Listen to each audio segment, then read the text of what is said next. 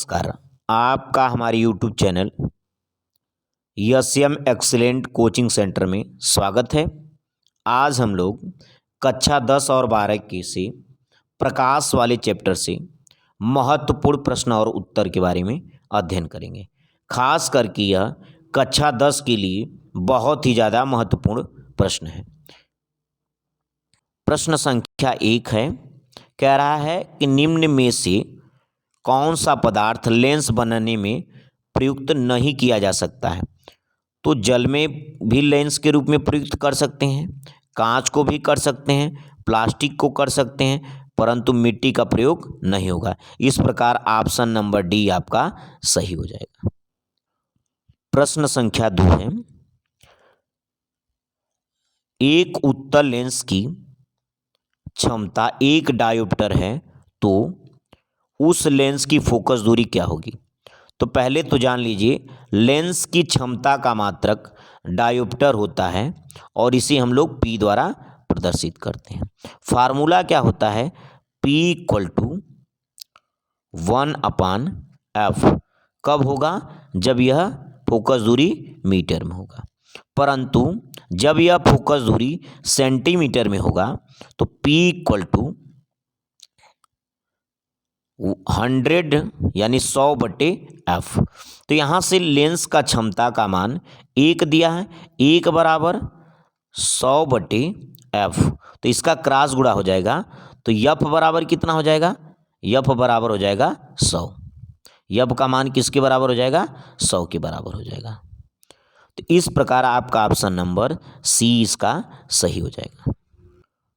प्रश्न संख्या 3 है, कह रहा है किसी बिंब अर्थात वस्तु का वास्तविक तथा समान साइज का प्रतिबिंब प्राप्त करने के लिए बिंब को उत्तल लेंस के सामने कहाँ रखना होगा। तो यदि हम वस्तु को वास्तविक और समान साइज का प्रतिबिंब प्राप्त करना हो तो हम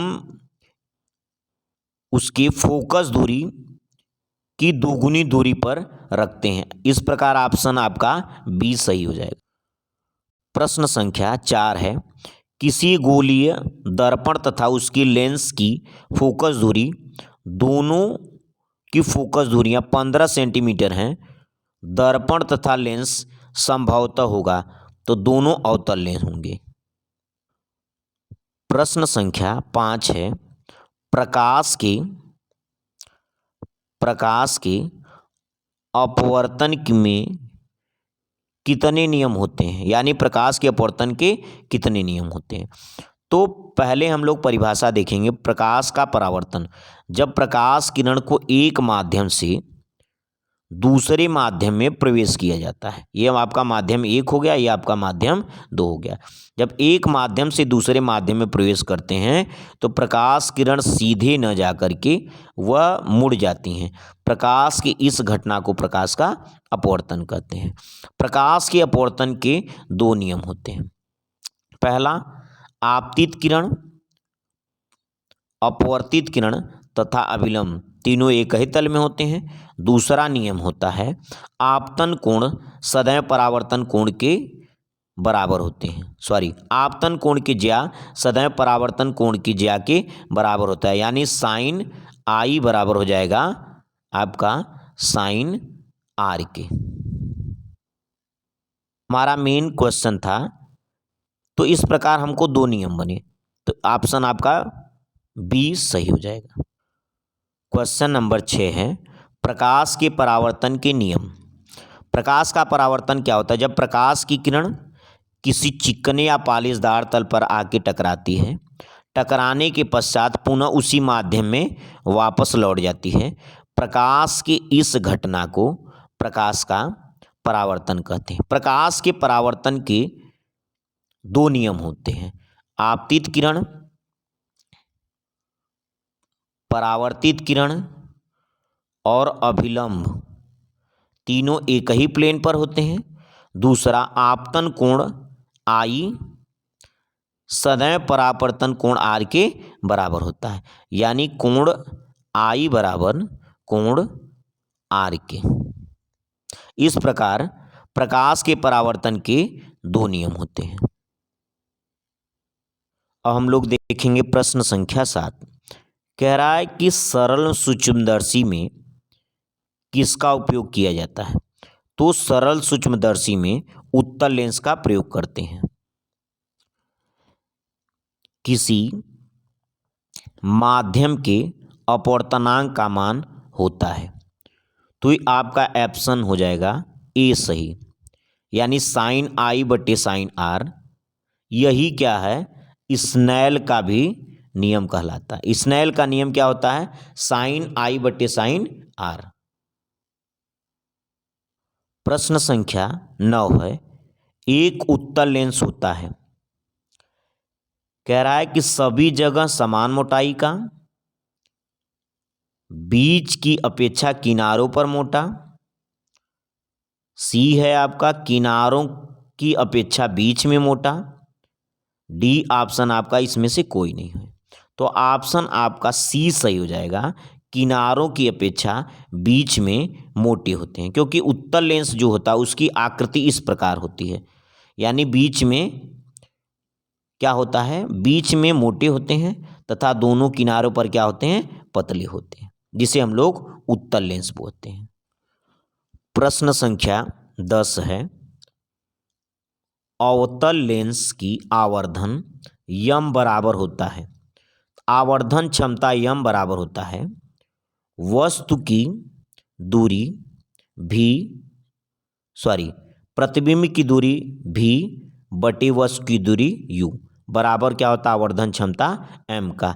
इस प्रकार ऑप्शन संख्या डी आपका सही हो जाएगा। प्रश्न संख्या 11 है, प्रश्न संख्या 11 है, कह रहा है कि गोलीय दर्पण में फोकस समांतर एवं वक्रता त्रिज्या के बीच संबंध, फोकस दूरी व वक्रता त्रिज्या आर के बीच संबंध, तो आपका आर बराबर होता है 2f के बराबर। इस प्रकार ऑप्शन आपका ए सही हो जाएगा। प्रश्न संख्या 12 है, निर्गत किरण एवं अभिलंब के बीच कोण को कहते हैं। तो आपका प्रकाश का अगर परावर्तन देखते हैं चाहे अपवर्तन देखते हैं, तो आने वाली किरण आपतित किरण और जाने वाली किरण को हम लोग परावर्तित या निर्गत किरण कहते हैं। तो अभिलंब तथा परावर्तित किरण के बीच बनने वाला कोण परावर्तन कोण कहलाता है। इस प्रकार आपका ऑप्शन बी सही हो जाएगा। प्रश्न संख्या 13 है, प्रकाश के अपवर्तन के कितने नियम होते हैं? तो प्रकाश के अपवर्तन के 2 नियम होते हैं। ऑप्शन संख्या बी सही है आपका। प्रश्न संख्या 14 है, फोकस दूरी एफ बराबर त्रिज्या बटे 2, यानी एफ बराबर आर बटे 2। कह रहा है यह नियम किसके लिए सत्य है? तो यह नियम आपका अवतल लेंस के लिए भी सही होता है, उत्तल लेंस के लिए होता है। इस प्रकार आपका ऑप्शन संख्या सी सही हो जाएगा। प्रश्न संख्या आपका 15 है, कह रहा दर्पण की चौड़ाई को दर्पण का कहा जाता है। तो जो दर्पण आपका है, अवतल दर्पण ये आपका है, इसकी चौड़ाई यानी यहाँ से लेकर के यहाँ तक, इनकी चौड़ाई को हम लोग द्वारक बोलते हैं। द्वारक को हम कह सकते हैं कि किसी दर्पण के प्रकाश के आने का द्वार दर्पण का द्वारक कहलाता है। इस प्रकार आपका ऑप्शन बी सही हो जाएगा। प्रश्न संख्या 16 है, कह रहा अवतल दर्पण में आभासी और सीधा प्रतिबिंब के लिए आवर्धन होता है धनात्मक। आपका प्रश्न का आंसर होगा बी धनात्मक। प्रश्न संख्या 17 है, उत्तल दर्पण के प्रकरण में दर्पण द्वारा प्रतिबिंब सदैव आभासी एवं सीधा होता है, अतः आवर्धन होगा। तो आवर्धन धनात्मक होगा। इसमें आपका ऑप्शन ए सही हो जाएगा। प्रश्न संख्या 18 है, समतल दर्पण द्वारा बना प्रतिबिंब होता है तो समतल दर्पण द्वारा बना प्रतिबिंब आभासी और सीधा होता है। आपका उत्तर बी हो जाएगा। प्रश्न संख्या 19 है, कह रहा है समतल दर्पण में किस प्रकाश के प्रतिबिंब बनते हैं। कह रहा समतल दर्पण में किस प्रकार के प्रतिबिंब बनते हैं। तो आपका समतल दर्पण में सदैव आभासी प्रतिबिंब बनता है। आपका ऑप्शन बी सही हो जाएगा। प्रश्न संख्या 20 है, कह रहा किस दर्पण का उपयोग सामान्यतया वाहनों का पश्च दृश्य दर्पणों के रूप में किया जाता है। तो आपका ऑप्शन हो जाएगा सी सही, उत्तल दर्पण। उत्तल दर्पण ऐसा दर्पण होता है जिसकी सहायता से बड़े प्रतिबिंब को हम छोटे करके देखने में सहायता प्राप्त करते हैं। प्रश्न संख्या 21 है, किस दर्पण से आप कितनी दूरी पर खड़े हों, किसी दर्पण से आप कितनी दूरी पर खड़े हों आपका प्रतिबिंब सदैव सीधा प्रतीत होता है। संभवतः दर्पण है तो आपका या तो समतल या तो उत्तल होगा। ऑप्शन आपका डी सही हो जाएगा।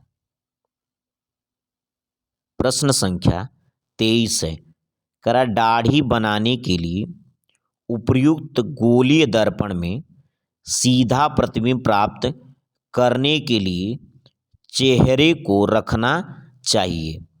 तो यदि हमारा इसमें आपका ऑप्शन हो गया, पहला बता रहा वक्रता केंद्र पर, दूसरा बता रहा वक्रता केंद्र के बाहर, तीसरा बता रहा है वक्रता केंद्र और मुख्य फोकस के बीच। तो ऑप्शन आपका डी सही हो जाएगा, इसमें से कोई नहीं।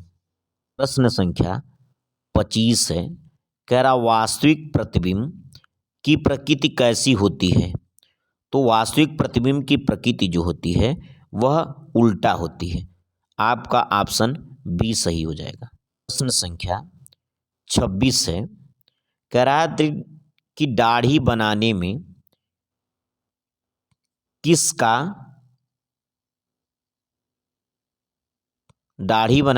प्रकार के दर्पण का उपयोग किया जाता है। तो आपका उत्तर हो जाएगा अवतल दर्पण। अवतल दर्पण क्या होता है, किसी भी प्रतिबिंब को बड़ा करके देखने में सहायता प्रदान करता है।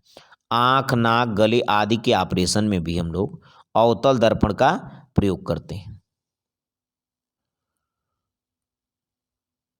प्रश्न संख्या 20 आपका है, कह रहा है कि 20 सेंटीमीटर फोकस दूरी वाले अवतल दर्पण को सूर्य के प्रकाश के सामने रखा जाता है।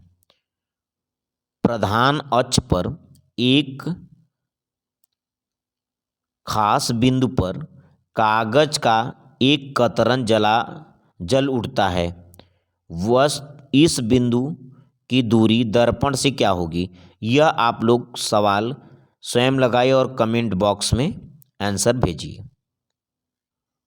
प्रश्न संख्या 28 है, गोलीय दर्पण की वक्रता त्रिज्या 40 सेंटीमीटर हो तो उसकी फोकस दूरी ज्ञात कीजिए। तो आपका सूत्र है R बराबर 2F। तो यहाँ R का मान 40 दिया है, 40 बराबर 2F के, और यहाँ आपका हो जाएगा F बराबर 40/2। आंसर आ जाएगा आपका F का मान 20। तो आपका ऑप्शन सी सही हो जाएगा। आंसर हो जाएगा आपका 20 सेंटीमीटर। प्रश्न संख्या 29 है, मुख्य अक्ष पर दर्पण के ध्रुव पर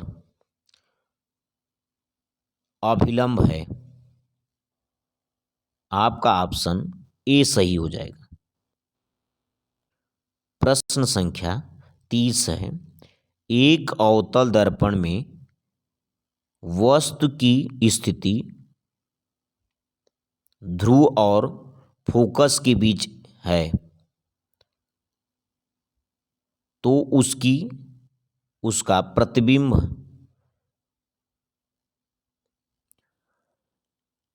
इस प्रश्न का उत्तर भी आप स्वयं कमेंट बॉक्स में सॉल्व करके भेजें।